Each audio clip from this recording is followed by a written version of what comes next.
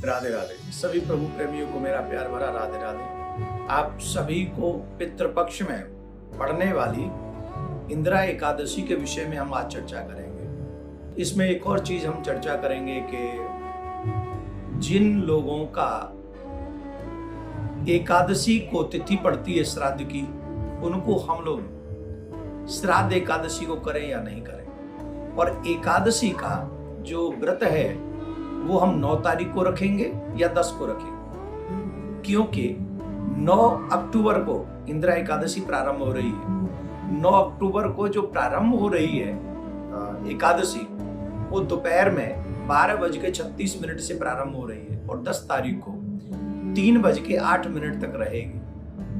तो हम लोग एकादशी कब मनाएं, 9 को या 10 को? तो ऑब्वियसली जो भगवान श्री कृष्ण के फॉलोअर्स हैं, जो वैष्णव हैं, उन्हें मालूम है कि हम एकादशी का व्रत 10 तारीख को रखेंगे।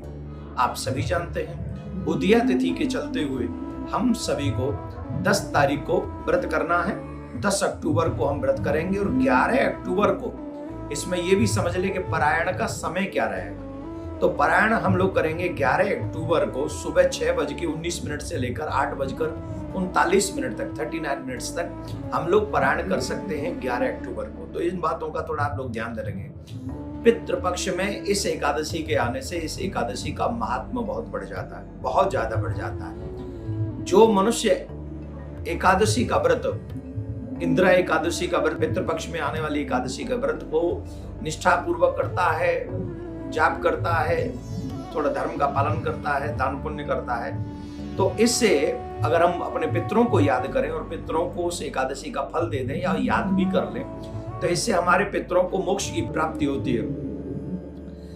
और इस दिन भगवान विष्णु की पूजा करनी चाहिए, उनकी आराधना करनी चाहिए, उनसे प्रार्थना करनी चाहिए अपने पितरों के लिए। तो निश्चित भगवान विष्णु इससे प्रसन्न होते हैं। एक और बात बता दें, हमने जो आपको पूर्व में बोला कि एकादशी के दिन अगर श्राद्ध आ जाए किसी आत्मा का, हमारे पितरों का, तो हम क्या करें? मैंने संतों के मुंह से सुना है कि एकादशी के दिन अन्न नहीं देना चाहिए किसी को, और अन्न के बिना श्राद्ध किस काम का, क्योंकि श्राद्ध में अन्नदान का बहुत बड़ा महत्व है।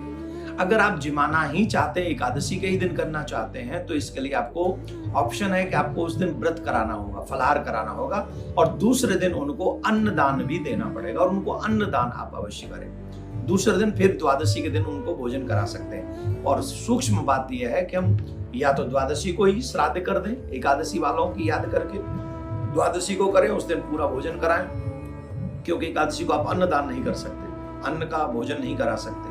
और श्राद्ध में अन्न का महत्वपूर्ण भाग है, उसका महत्व बहुत है। तो इसलिए, और जो एकादशी में नहीं कर पाते हैं, जो इस भाव से नहीं कर पाए या द्वादशी तक रह गए, तो फिर संपूर्ण फल जो मिलता है वो अमावस के दिन मिलता है, तो आप उस दिन भी कर सकते हैं। वंश वृद्धि के लिए इंदिरा एकादशी को दोपहर में पीपल के पेड़ की पूजा करें और परिक्रमा लगाएं, फिर शाम को पीपल के नीचे दीपक लगाकर, घी का दीपक लगाकर पितृ सूक्त का पाठ करें। इससे संतान की जो जीवन में परेशानियां होती हैं वो भी नष्ट हो जाती हैं और संतान प्राप्ति में सुख प्राप्त होता है, संतान प्राप्ति हो सकती है।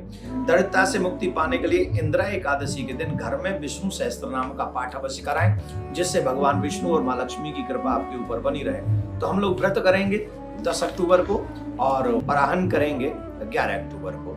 तो आप इस एकादशी के बाद को अपने पितरों को भी याद करें, उनके लिए भी इस एकादशी का फल दे सकते हैं संकल्प करके। तो सबका शुभ होगा, मंगल होगा, भगवान आपका भी मंगल करें, तो एकादशी आपके लिए शुभ हो। बहुत बहुत शुभकामनाएं। राधे राधे।